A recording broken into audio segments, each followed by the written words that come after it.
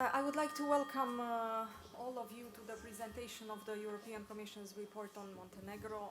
Many thanks to Chief Negotiator Kordic for being with us here today at the EU Info Center. Let me first start with some general remarks. So first of all, the report provides a clear set of recommendations and guidelines that should help Montenegro's stakeholders in their effort to take forward Montenegro on the European path. As President von der Leyen said during her visit to Podgorica recently, we want to help Montenegro to stay on track in its process towards EU accession. Secondly, this year's report reflects for the first time the new enlargement methodology adopted last year. So this means that it includes the state of play of the accession negotiations and the extent to which fundamental reforms are being implemented. And the report now follows the cluster structure in different policy areas. During the process of drafting the report, the EU member states were consulted and provided input and expertise. Some of their representatives are here today. We welcome you also. Please allow me now to turn to the substance of the report briefly in each of the main areas. When it comes to the political criteria of accession, the report noted the lack of dialogue, tensions and mistrust between the main political actors, which produced frequent escalations. Political divisions were exacerbated, including within the ruling majority. The lack of a constructive attitude of all parliamentary actors prevented a meaningful political dialogue and resulted in further polarization of the Montenegrin society. We recommend that the Parliament engage in a genuine, transparent, decisive and inclusive dialogue and finalizes the pending judicial appointments without further delay. As far as the public administration is concerned, progress has been overall limited. Concerns remain about the law on civil servants and state employees and the high staff turnover, which jeopardizes Montenegro's capacity to retain experienced staff in EU accession process-related matters in many sectors. In this respect, please let me underline again that progressing on the EU accession path requires a fully functional public administration, and the technical expertise acquired over the years must be retained as much as possible. As you know, rule of law is the key benchmark for Montenegro's progress towards EU membership. In this regard, the report notes that no progress has been made in the area of the judiciary. The implementation of key judicial reform is stagnating, including the institutional performance of the judicial and prosecutorial councils. Montenegro needs to address as a matter of priority all the remaining recommendations as highlighted in the Venice Commission opinion on the law on state prosecution service. Unblocking the situation in the judiciary is key for any progress in meeting the interim benchmarks for the rule of law chapters 23 and 24. Moreover, independence and professionalism of the judiciary needs to be further strengthened. There have been some positive developments when it comes to fight against corruption. The anti-corruption agency under the new management demonstrated a more proactive approach. Despite this positive trend, however, challenges related to the agency's independence, priority setting, selective approach and the quality of its own decisions remain and require sustained efforts. Corruption remains prevalent in many areas. Some progress was achieved in the area of fundamental rights, in meeting obligations of international human rights, instruments and legislation. However, more efforts must be undertaken to strengthen the legislative and policy implementation framework to protect the rights of victims of human rights violations and crimes, in particular children, women, minorities, including Roma and Egyptians, and persons with disabilities. This year's report has noted, albeit limited, progress in the area of freedom of expression.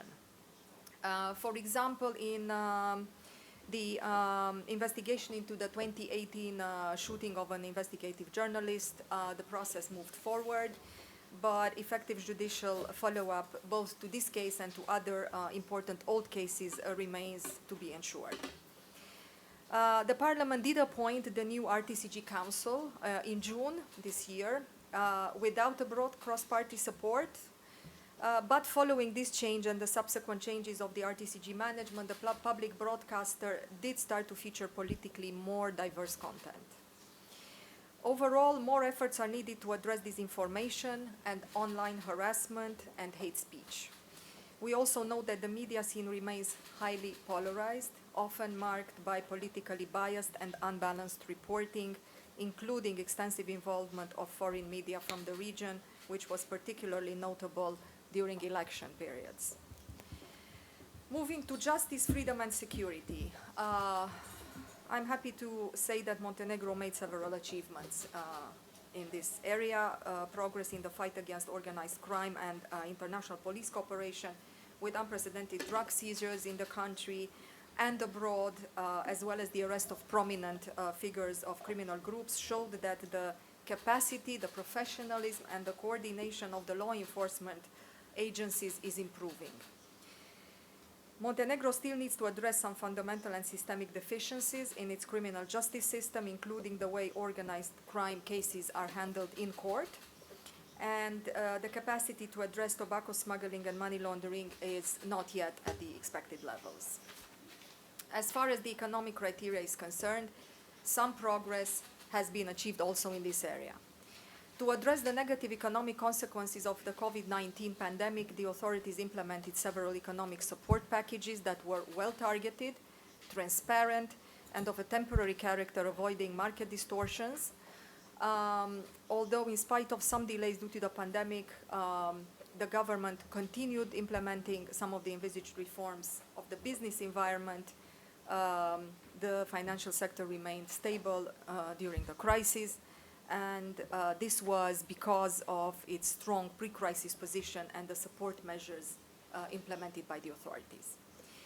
The economic shortcomings are well known and are extensively covered in the report. I am not going to insist on them here, but just to name a few, over-reliance on the tourism sector, skill mismatches in the work market, and low investments, especially in the transport infrastructure sector, are among those noted. Also, the quality of the educational system and curricula preferences needs to be enhanced. As far as the implementation of the EU acquis, in most areas Montenegro has made good progress. Now the country must focus in particular on competition policy, economic and monetary policy, statistics and financial control, and finally the administrative capacity needs to be strengthened to ensure the application of the EU acquis. On the external relations cluster, Montenegro continued to fully align with all EU common foreign and security policy positions, and it also continued to implement actions under the common regional market based on EU rules, including through cooperation with CEFTA and the Regional Cooperation Council. These are just the main findings that I wanted to share with you today. The report is now publicly available and can be consulted. Tomorrow morning, I will start officially handing it over to the main national leaders, the president, the speaker of the parliament, and the prime minister. I will also present the report to the Committee on European Integration in the Parliament and to civil society actors.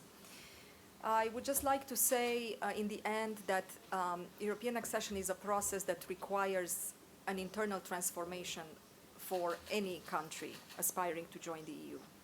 And in this regard, it requires continuous dialogue and cooperation from the various components of the state and society. Reaching the final goal must engage everyone. As far as we are concerned, the EU has yet again reiterated its support to the Western Balkans accession path. Lately, it was very clearly stated at the EU Western Balkan Summit in Brdo. Let me remind you that the EU is and will continue to be Montenegro's main donor, trading partner, and investor. Since the outbreak of the pandemic, the EU has continuously demonstrated solidarity with Montenegro. We have provided over 115 million euro in the past year in grants and highly favorable loans. We have helped protect medical workers, improve public health care, and we have saved thousands of jobs. On a longer-term perspective, the EU is mobilizing the investment of approximately 30 billion euro under the Economic and Investment Plan for the Western Balkans. And in the first phase of the plan, the Commission plans to support strategic infrastructure projects in Montenegro, including in transports and waste management. We hope that the report will continue to be a roadmap to the accession process and to the building of a healthier and stronger Montenegro. Thank you for your attention.